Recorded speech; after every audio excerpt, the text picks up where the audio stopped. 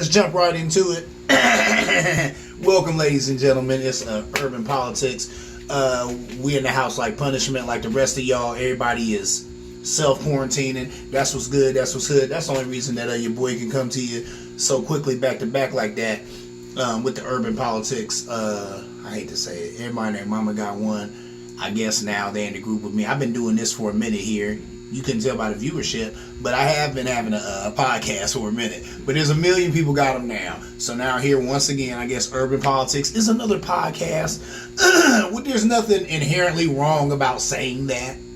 Nothing inherently wrong about the term podcast. It's probably just me. I like to be an individual. I like to set myself apart. That's why even when I started this show, I was calling it Urban Politics, show. I called it an internet show. People was like, oh, what you mean? You got a vlog, a vlog, a vlog, a vlog, a video log. I was like, I have an internet show called Urban Politics. It's a vlog. It's a video log. It's on the internet. It's a vlog.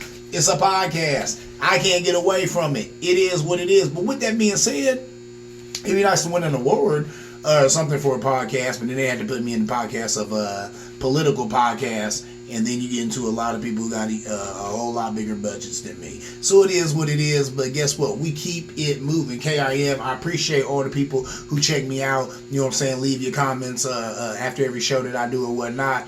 Ain't a whole lot to come to you with now because the news has been the same thing over and over again. Of course, Corona. Side note, buddy of mine, God rest his soul, my dude Red, he used to love Corona. I'm sure I talked about that on this show, but every time I hear Corona, I have to think about Corona the beer, which the beer was saying people are not stupid enough to, correlate this virus with the beer. But of course, when I hear Corona, I think of the beer. Also think of Corona, New York. I think that's where the beet nuts are from. I think. If I'm wrong on that, always feel free to push back on your boy, man, and let me know that you don't agree with that or that I'm wrong about the beet nuts being from Corona, New York. But I thought that's where they're from. Whatever. If you did want to push back on that or anything else, you would hit me up at what? phizzedmusic@gmail.com. That's phizzedmusic@gmail.com. Alright, we're going to go ahead and get into this like a car and drive because this is a political show and I like to talk about politics because that's what gets me off. You know what I'm saying? But it's a family show. We're not going to talk about what gets me off besides politics. Anyway, check this out. Number one, I wanted to talk about the Democratic Party and black folk. Now, back in the day when I considered myself a card-carrying Democrat, I used to get a whole lot of flack from a friend of mine. I ain't even gonna say his name, but he's a good friend of mine. He watches the show. He comments all the time. It's my dude. I've known him forever. But I'm not gonna say his name. But he used to always get on me about that. He's like, Ed, you a Democrat? Why? Because all black people are Democrats, and we need to stop falling, falling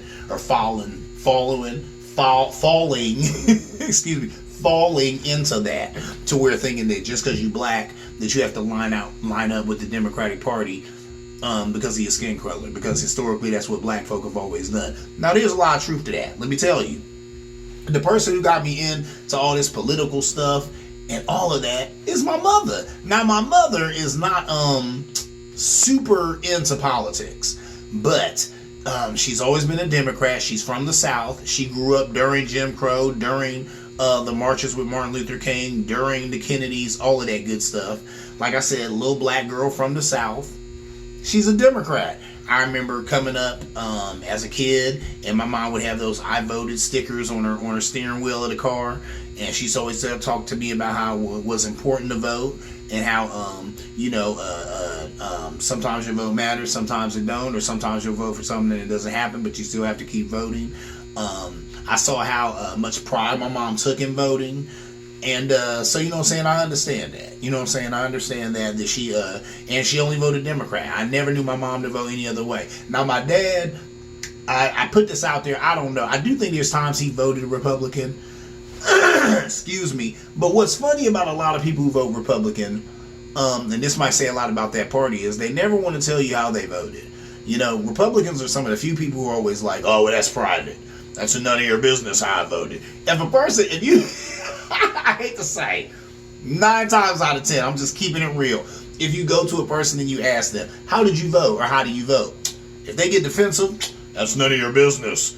I'm a voter, and it's one man, one woman, one vote, and it's a secret ballot. There's a reason that it's done in secret. It's none of your business how I voted. That's probably a Republican, and that's sad. You say some of these people in a party that at the end of the day they don't even want to own. You know, how did you vote? That's none of your business. That's private. Really? Whatever. So that is what it is. But a lot of black people do vote Democratic for a lot of different reasons. Democrats usually support social issues. A lot of black people usually like or benefit from social issues or need or some of these social constructs like the SNAP program, food stamps, WIC, women, infant, and children, Title 20.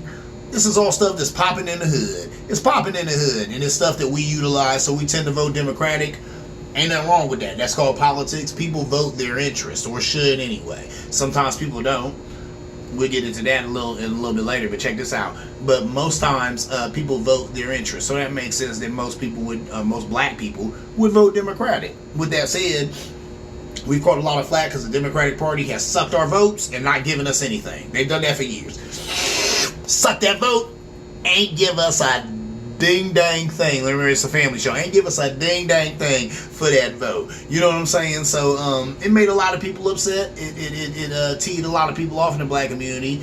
Had people for years saying, "Why are you voting Democrat? Why are you voting Democrat?" A whole lot of black Republicans used to always use that as steam.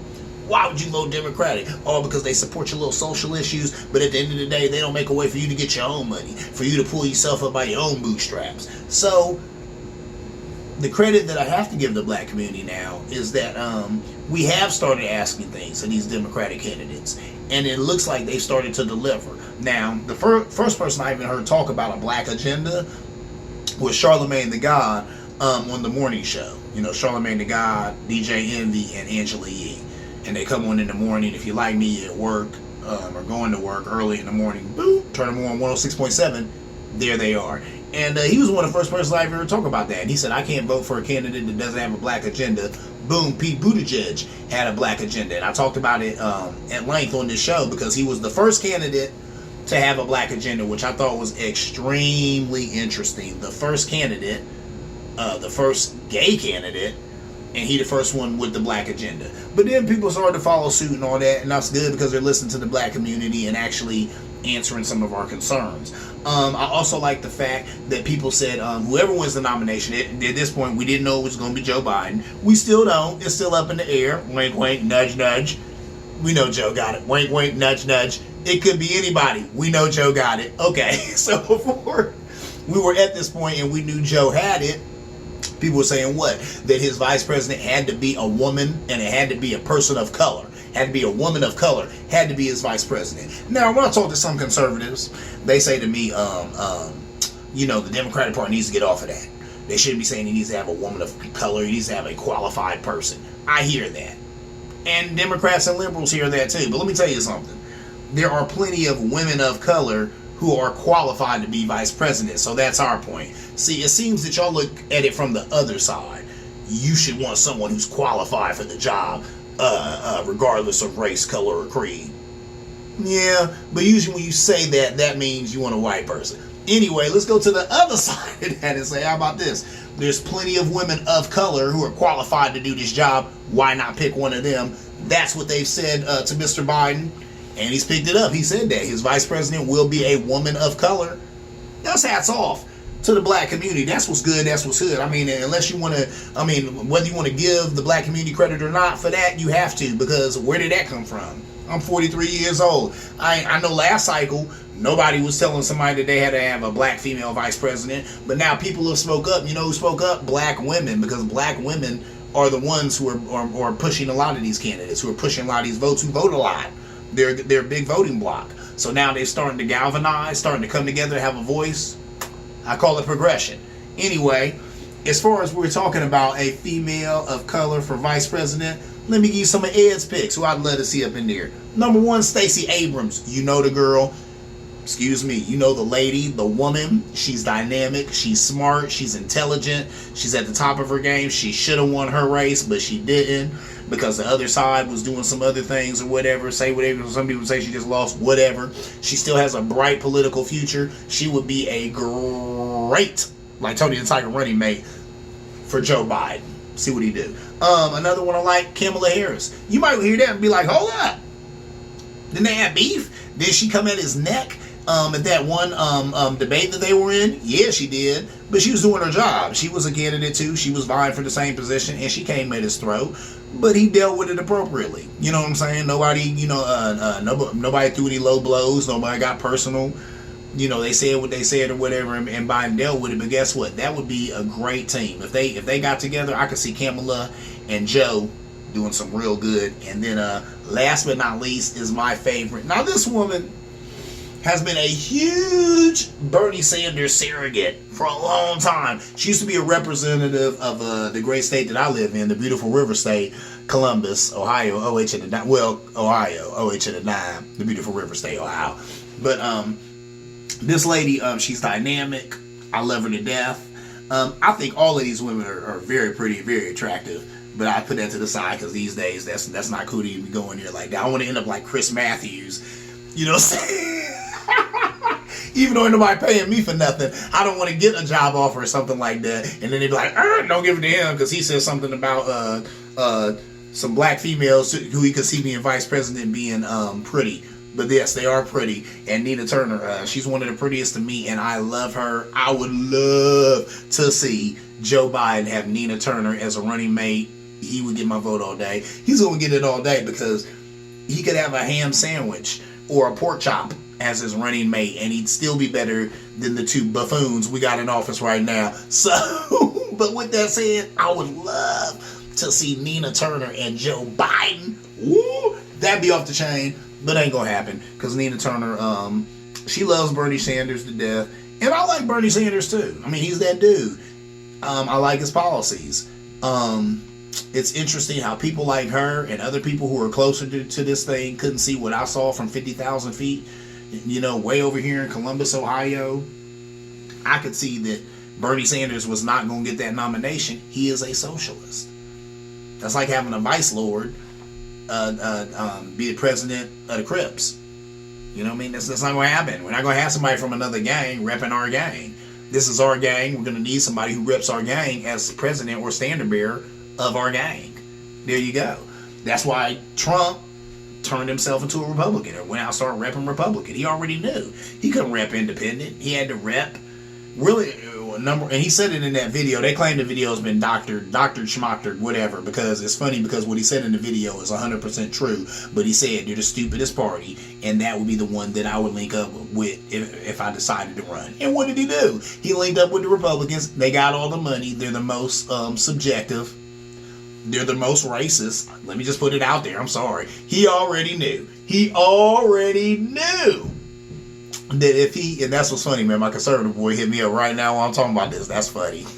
Because he probably won't agree with this.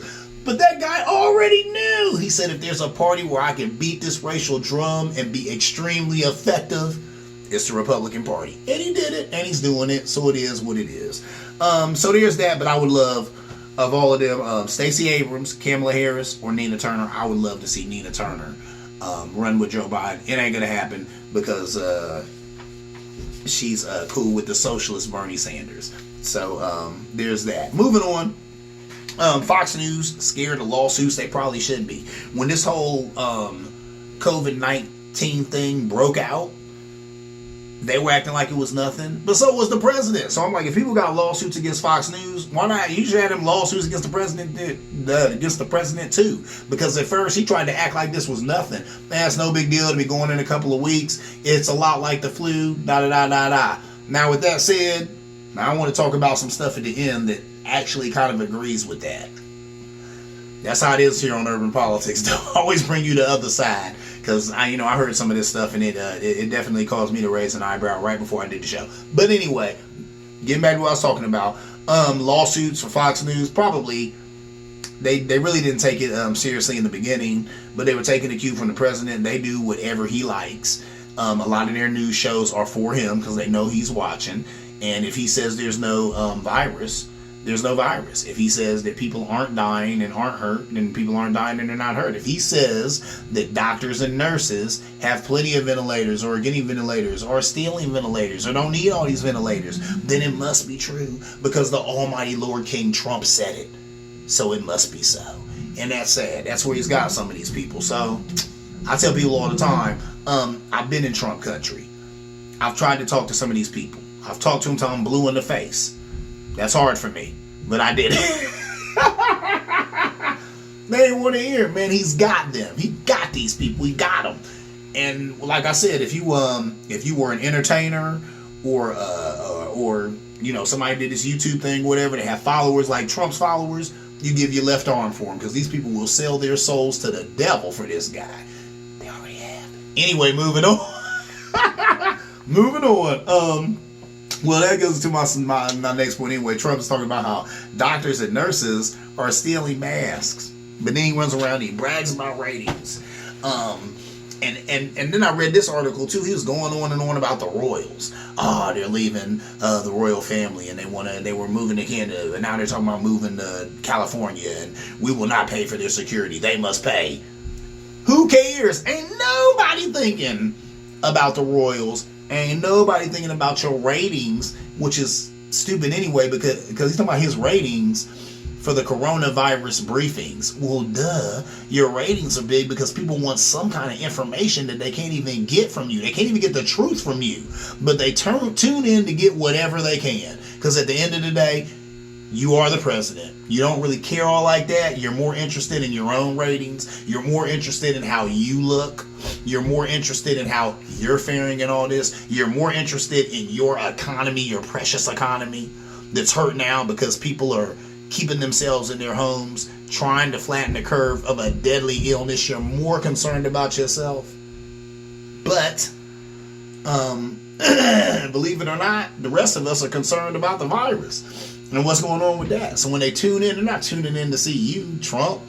They're tuning in to hear sub-utterance of the truth from the leader of the free world, which they don't get too often. You don't get too much of that truth. He don't dig that. He don't get into the truth too much. So, you know what I'm saying? I actually think it's appropriate and correct that CNN started like cutting him out of some of the briefings. Like, you know, they show the briefing, but they'll cut his part and they just show that with that Dr. Fauci and the other guy. That's appropriate because Trump is lying. Stop playing the lies. I mean, for real, man. And then I say that to my conservative friend. What he gonna say? Oh, well, CNN hasn't been on the level for years. Really? Are you serious? Come on, man. Get that out of here. Get that out of here. So there's that. Moving on. Andrew Cuomo says states have to bid for medical equipment. That blew me away. That's a problem in this country. Everything in America is about money. Welcome to capitalism. This is a capitalist society that we live in. So at the end of the day, people are like, how can I make $1 off of this? How can I make some money off of this coronavirus thing? And that's how they're doing it. You got states bidding over medical supplies. That's ridiculous. Because he was saying he might come in and bid for some ventilators for New York. He said then another state might come in and outbid him. Then another state might come in and outbid them. He said and then FEMA comes in, the federal government, and outbids everybody. What is that? Why are states bidding for medical equipment that will help save lives? It's sad, though, that you actually have some people sitting back saying, people need this life-saving equipment. I think the price just went up on that life-saving equipment. If you want to save your life, then you're going to pay my money, right? It's capitalist society. I can do it. I'm about making $1. I'm over here turning the buck. This is sad. You know what this reminds me of? Have you ever seen, there's a movie with Denzel Washington called Man on Fire. And in that movie, he was trying to find a little girl. I forget the little girl's name because she's a big actress and she was real good in this movie. I think she got an award for this movie. And in the movie, he's looking for her. She was kidnapped in South America. And they talk about how there's a kidnapping in South America every 2 minutes. So this little girl, went missing in South America and he finds her. But it wasn't easy. But he had to go through all these different people to find her. But every person he kept going to, when he'd show him a picture of the little girl, when he'd say, where is your heart? How could you do this to a child? Her family is missing her. Her mother's, crying to me, ... All these people, what they would say? I'm a professional. Was just business. I'm a professional. I'm just doing business. And then he got to a point to where, and it was my favorite point in the movie, he told him, I don't want to hear that anymore. He said, next person says that to me is dying on sight. I don't want to hear that anymore. But that is how some of these people were justifying this. They would say, hey, I'm just a professional. I'm just making money. I'm just turning a butt. How are you any different from a drug dealer on the block who says, yeah, I'm selling this dope and I'm killing my people who look like me? Some of these people I grew up with. Some of these people used to watch me when I was a kid. Yeah, I sell them crack and they die.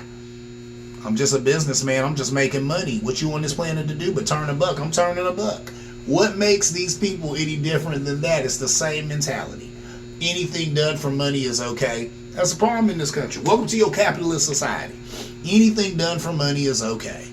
But somewhere that's got to stop. Where does that stop? Where does it end? You know, even now we have a virus that is killing all types of people. It does not know any age, sex, or orientation, any of that. It's just killing people. It seems to be killing people with a weakened immune system. We'll talk about that in a minute. But it's killing all types of people. And you would think that people would stand up and be like, man, if anything, man, give this equipment away. If it's going to save a life, give it away. Because I want people to live. All life is precious. As corny as it sounds, huh? As corny and cliche as it sounds, all life is precious. With all that said, I was looking at Twitter. Yeah, I was on Twitter. And there was a sister that came by, and she's a medical professional. And she was wearing a gown on that. I think she was in a hospital at the time, and she was just really upset. And she was cursing a lot, saying that she was upset about the BS and all that. And then she said some interesting things. She said, number one, as a medical professional, she was like, let me tell you, talking about this virus can live on the surface for 5 days. She said, that's impossible. No virus lives on the surface for 5 days. She's like, if I left some AIDS right here and I got up and walked away, I came back, that AIDS would not be here. The air would kill it. She was like, this particular virus dies in 80 degrees. So she was like, that. And I read that somewhere that the virus could live for 5 days on the surface. Now, her as a medical professional, she said some things to blow that out the water for me. You know, she was saying some other things too, just talking about how she said this virus is attacking people with lower immune systems, or or immune systems that have been compromised. She said a lot of people have low immune systems because they're not eating right. You're not eating enough fruits. You're not eating enough vegetables. You're not drinking enough water. So your immune system sucks. It's not good. It's been compromised. So then when this coronavirus comes in and attacks it, you know what I'm saying? It's easy to attack it, easy to get into it, easy for you, or easy to get into you, easy for you to get sick because your immune system not where it should be. And the reason it's not where it should be is because you're eating all this crap, all this fast food and other garbage that we shove into our bodies. See, no one's going to say that. And she even said that too. That's the elephant in the room. It always is, isn't it? You know, I think Bill Maher even said that. The calls coming from inside the house. It's the things we put inside our body that are killing us. So at the same time, you got this coronavirus. And it may have came from a guy getting bit by a bat. It might have been developed in a lab in 1951. Who knows any of that? But the reason it's being successful is because people's immune systems have been compromised because we're eating garbage. And as I'm talking to you, I'm talking to me. Anybody knows me, listen, my favorite two foods are pizza and cheeseburgers. I love pizza and I love cheeseburgers. In the last probably 2 years of my life, I've had to give up a lot of that. Yeah, I eat it from every now and then, but I don't eat it every day like I used to. And I miss it. I'm not going to lie. I'm not going to lie, I miss it. But I'm healthier for it. I feel better for it. I sleep better for it. So there's something to be said about taking care of yourself and caring about what you put into your body. With that said, stay healthy. And the way that you do that is eat healthy. Eat healthy. Get a fruit in your mouth. Get some vegetables in your mouth. Find out which ones you like, and those are the ones you eat. I'm going to tell you, listen, I like broccoli because I like to put a little cheese on it. Broccoli and cheese. That ain't the healthiest thing, but at least you're getting that broccoli in you. You know what I'm saying? I have my fiance make some smoothies because I'll eat a smoothie because that's kind of like a shake. Even though ain't nothing like a shake in it, but yogurt and fruit. And it's frozen, so it's a smoothie. It's kind of like a shake. But see what I'm saying? But then you're getting fruits in you wouldn't have been eating. You want to get vegetables in you any kind of way you can. Any vegetable. I like string beans. I eat string beans. One of my favorite fruits, I guess, is also one of the favorite fruits of Rick Ross, pears.